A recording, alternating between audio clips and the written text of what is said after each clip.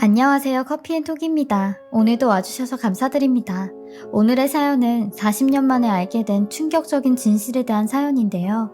무슨 일이 있었던 건지 바로 사연 읽어보겠습니다. 안녕하세요. 저는 43살이고 학습지 교사로 일을 하고 있는 직장인 여자입니다. 결혼한 지는 10년이 넘었고요. 남편도 일반 중소기업 다니는 회사원이고 아들 하나, 딸 하나 두고 있는 평범한 엄마입니다. 제가 워낙 가난한 집안의 딸로 자라왔기에 저희 아이들에게는 항상 좋은 것만 입히고 먹이고 하며 살고 있어요. 그리고 지금부터 남편도 자세히 잘 모르는 제 속 얘기를 한번 해볼까 합니다. 아마 제가 평범한 가정에서 자랐어도 이런 사연을 보내진 않았을 거예요. 말 그대로 저는 사연이 많은 여자거든요. 남편도 대충은 제가 어떤 환경에서 자랐는지 알지만 깊이 알지는 못해요.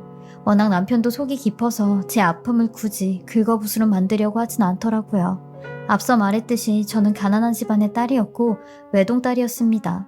제가 다른 사람들한테 외동딸이라고 얘기를 하면 부모 사랑도 굉장히 많이 받고 곱게 자랐겠다고 해요. 저희 남편도 그랬었거든요. 하긴 외동딸 하면 생각나는 그런 까탈스러운 이미지가 있잖아요. 근데 저는 정반대의 사람이었습니다. 저희 아버지는 평생을 일용직 노동자로 사셨고 저희 엄마는 시장 한켠에서 나물이나 채소를 파셨어요. 엄마가 다리가 한쪽 불편하시거든요. 그러니 엄마가 할 수 있는 일이라곤 그런 일밖에 없었어요. 그리고 실질적으로 저희 엄마가 가장이었던 게 아버지는 하루 벌어 그날 바로 술 마시는데 다 쓰시곤 했거든요. 집에 돈을 가지고 오는 걸 못 봤으니까요. 저희 엄마는 그런 아버지를 보고 차라리 일이라도 하고 저렇게 술을 퍼마시니 그나마 다행이다. 일도 안 하고 저러고 술만 퍼마셔봐라. 끔찍스럽지. 하며 그래도 네 아버지니까 미워하지 말라는 말을 자주 하셨어요. 하지만 저는 엄마와 다르게 아버지가 미웠어요. 매일같이 술에 쩔어 술 냄새를 풀풀 풍기며 들어오시는 아버지. 뭐가 그렇게 한이 많이 맺히셨는지 매일 밤을 꺼이꺼이 눈물로 지새우시는 그런 아버지가 무능력해 보였거든요. 그러나 결국 아버지는 엄마의 기대와는 다르게 나중엔 일도 안 하시고 집에서만 계셨어요. 그러니 엄마가 완전히 가장이 된 거죠. 엄마 혼자 시장에서 나물 판 돈으로 세 사람이 한 달을 살아가긴 너무 벅찼습니다. 몇 달째 공과금이 밀려 전기까지 끊어진 적이 한두 번이 아니었죠. 이런 지겨운 가난이 싫었습니다. 그리고 무엇보다 친구들의 놀림이 견딜 수가 없었어요. 제가 그렇게 엄마의 이런 모습과 제 가난을 들키지 않으려고 애를 썼는데 그걸 엄마가 다 망친 사건이 하나 있었죠. 제가 다녔던 중학교가 엄마가 장사하고 있는 시장을 지나서 가면 더 빨리 갈 수 있어요. 그런데도 저는 항상 그 길을 두고 빙빙 돌아서 다녔죠. 그 길을 지나가면 엄마가 당연히 절 보고 아는 척을 할 게 뻔했으니까요. 그래서 저는 친구들이랑 단 한 번도 하교를 같이 한 적이 없었어요. 그 정도로 남들 눈이 더 중요한 나이였죠. 근데 엄마가 저도 모르게 학교를 찾아온 겁니다. 그것도 그 지겨운 나물들을 들고 말이죠. 점심때였는데 교실 밖 복도에서 누군가 떠나갈 듯이 제 이름을 부르고 있는 겁니다. 엄마였죠. 저는 엄마의 목소리를 듣고는 순간 안 봐도 뻔한 엄마의 모습에 어디 쥐구멍이라도 들어가고 싶었어요. 그러니 친구들도 한두 명씩 저한테 와서 야, 네 엄마 오신 것 같은데 나가봐 라고 했고 움직여지지 않는 몸을 일으켜 교실 밖으로 나갔습니다. 그러니 역시 엄마는 절뚝거리시는 모습으로 검정 비닐봉다리랑 우산을 들고 계셨죠. 제가 복도로 나오니 저 멀리서 절 발견한 엄마가 환하게 웃으며 걸어왔고 저는 여기 왜 온 거야? 왜 아무런 말도 없이 오냐고 하니 우산 전해주려고 왔지. 아침에는 비가 안 왔는데 점심때 되니까 장대비가 쏟아지더라고. 이 비 다 맞고 오면 너 감기 걸릴 텐데 걱정돼서 왔어. 자, 여기 우산 받아. 하시는데 저는 그런 엄마한테 누가 우산 갖다 달라고 했냐고, 왜 시키지도 않은 일을 하냐고 빨리 가라고 했죠. 그러니 엄마는 들고 있던 검정 비닐봉다리를 저한테 주시며 유진아, 이거 네 담임선생님한테 좀 드려. 엄마가 학교 오는데 빈손으로 올 수도 없고 그래서 나물 좀 챙겨가지고 왔으니까 이거 갖다 드려 하시는데 저는 그런 엄마의 손을 뿌리쳤어요. 누가 이딴 나물 먹는다고 이걸 가지고 왔냐고, 진짜 창피해 죽겠다고 빨리 가라고 씩씩거리며 봉지를 바닥에 던지고 왔어요. 그런 엄마를 뒤로하고 교실로 들어왔죠. 그 후로 제게 생긴 별명이 절뚝이었습니다. 절름발이 엄마 딸이라는 이유였죠. 그날 저녁 집에 가서 엄마한테 얼마나 난리를 쳤는지 몰라요. 반 친구들 앞에서는 아무 소리도 못하면서 엄한 엄마한테만 미친 사람처럼 난리를 쳤네요. 2번 다시 밖에서 내 이름도 부르지도 아는 척도 하지 말라고 했어요. 그리고 차마 입에 담기도 힘든 말을 내뱉었는데 이런 부모를 둔 게 원망스럽다고 했네요. 그 말 끝에 아버지는 절 내리치셨고 무슨 말을 하려고 하시는데 그걸 엄마가 다급하게 막으며 그만하라고 하셨어요. 저는 그렇게 지독한 사춘기를 보냈죠. 그리고 제 나이 18살 때 알코올 중독자이셨던 아버지가 돌아가시게 되었죠. 그때는 솔직히 홀가분 마음이 더 컸어요. 날이 갈수록 아빠의 주정이 많이 심해지셨거든요. 뭐 때문인지 엄청 우실 줄 알았던 엄마는 눈물 한 방울도 흘리지 않으셨고 장례가 다 끝나고 집에 돌아왔을 때 그때 방문을 닫고 우시더라고요. 아빠가 없는 집은 더 조용했어요. 그렇게 전 좋은 대학은 아니지만 4년제 국립지방대를 가게 되었어요. 사립보단 학비가 더 저렴했기에 저는 무조건 국립대를 가야 했어요. 제가 대학 합격증을 받았을 때 저보다 저희 엄마가 더 좋아하셨죠. 내 딸 대학 갔다고. 나는 대학 근처도 못 가봤는데 우리 딸은 대학에 들어갔다며 나를 안 닮아서 다행이라고 하셨죠. 얼마나 자랑을 많이 하고 다니셨는지 동네에서 저 대학 간 걸 모르는 사람이 없을 정도였어요. 저는 어차피 학교 때문에 지방에 내려가야 했고 여차저차 엄마와도 따로 떨어져서 살게 되었어요. 저는 방학 때도 집에 잘 안 갔어요. 그러니 엄마가 저를 보러 오셨죠. 저 먹인다고 매번 뭘 바리바리 싸가지고 오셨는데 엄마의 모습은 여전히 허름한 옷차림과 절뚝거리는 불편한 다리였어요. 항상 엄마는 절 보러 오실 때 학교 밖에서 저를 기다리셨는데 행여나 본인 딸이 또 창피를 당하진 않을까 하는 마음으로 단 한 번도 저희 학교 안에 들어와 본 적이 없으셨죠. 차라리 저도 그게 편했던 게 혹시 동기들이나 선후배들이 엄마를 보면 저를 또 불쌍한 사람처럼 볼까봐 그로 인해 또 제가 상처를 받을까봐 지레짐작 두려웠던 거죠. 제가 엄마한테 이런 거 안 가지고 와도 된다고 해도 내가 너한테 해줄 수 있는 게 이런 거밖에 없잖아. 대학 등록금도 매번 내주지도 못하고 네가 알아서 다 하는데 이런 못난 엄마를 둬서 면목이 없다 라는 엄마의 말에 또 화가 울컥 치밀어 올라 그런 말은 하지도 말라고 했어요. 내가 언제 엄마 도움 받으면서 살았냐고. 나는 그냥 다 내가 혼자서 살지 않았냐고 했네요. 부모가 없는 것만도 못하다고 했어요. 왜 그렇게 엄마가 미웠는지 하는 말마다 엄마 가슴에 대못을 받고 말았죠. 그렇게 전 졸업을 하고 자연스럽게 지방에 터를 잡게 되었어요. 제 어린 시절을 보낸 고향은 2번 다시 가고 싶지 않았거든요. 저는 대학 졸업과 동시에 바로 학습지 교사로 취직을 했어요. 지금까지도 하고 있으니 꽤 오랫동안 일을 한 거죠. 제 적성이 잘 맞고 아이들 가르치는 일이 재밌더라고요. 그러면서 맘에 맞는 지금의 남편과 연애도 하고 결혼까지 하게 되었어요.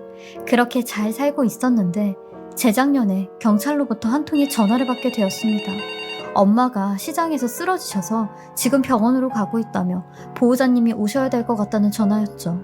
남편은 같이 가자고 했지만 저는 그냥 혼자 갔다 온다고 했어요. 그리고 응급실에 가니 엄마가 2눈을 꼭 감고 누워 계시더라고요. 저는 엄마한테 도대체 이게 무슨 난리냐고 했어요. 누가 엄마 보고 쓰러질 때까지 돈 벌라고 했어?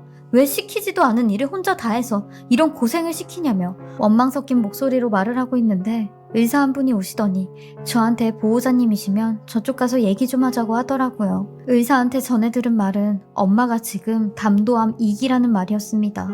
환자분은 알고 계시던데 보호자님은 모르고 있는 것 같아 이렇게 따로 불러 말씀드리는 거라며 당장이라도 수술을 하셔야 된다고 하더라고요. 그 말을 듣는데 가슴이 덜컥 내려앉았어요. 그렇게 미워하던 엄마였지만 그래도 내 엄마가 아프다니까 어찌할 바를 모르겠더라고요. 엄마는 알고 있었다는 말을 듣고 엄마한테 물었어요. 왜 항상 마음과 입은 다르게 행동을 하는지. 마음은 이게 아닌데 입은 또 엄마를 향해 심한 말을 내뱉고 있었죠.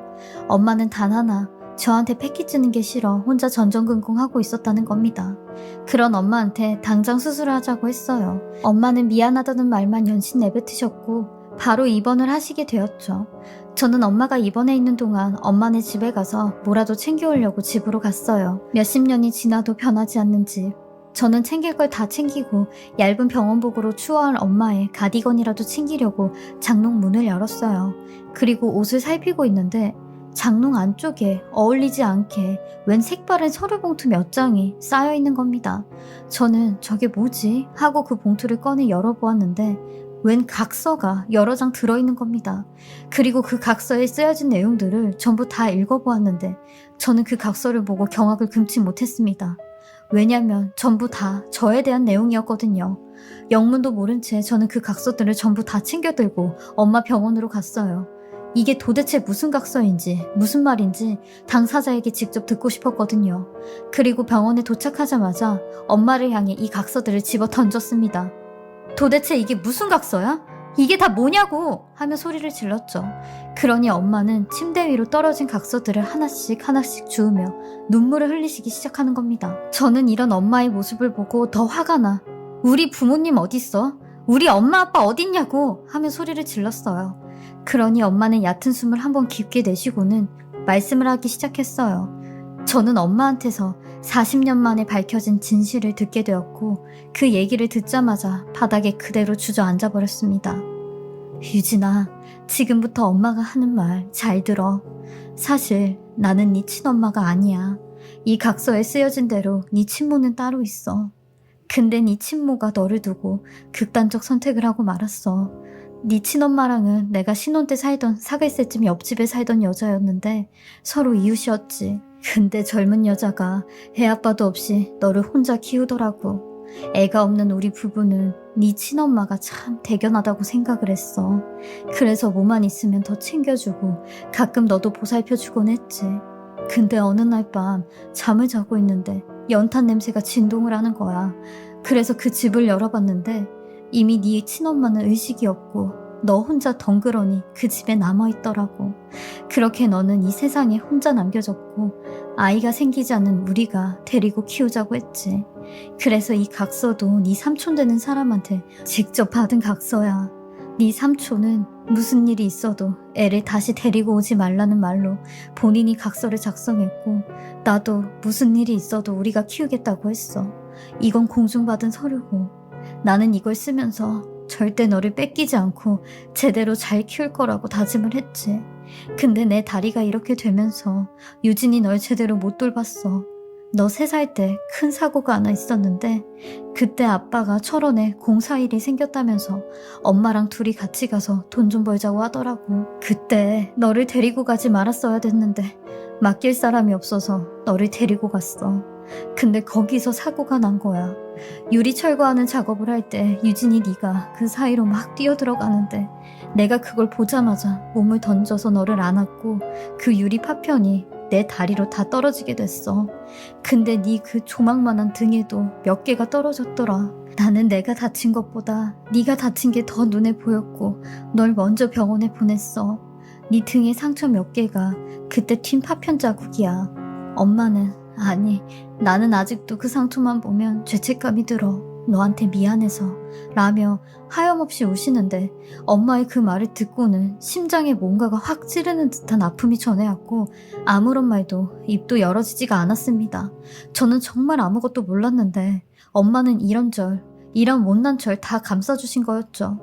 한순간에 고아가 된 저를 이렇게 키워주시고 그것도 모자라 엄마 다리까지 내주시면서 절 살렸다는 게 저 또한 너무 죄송스러워 하염없이 눈물만 흘렸어요.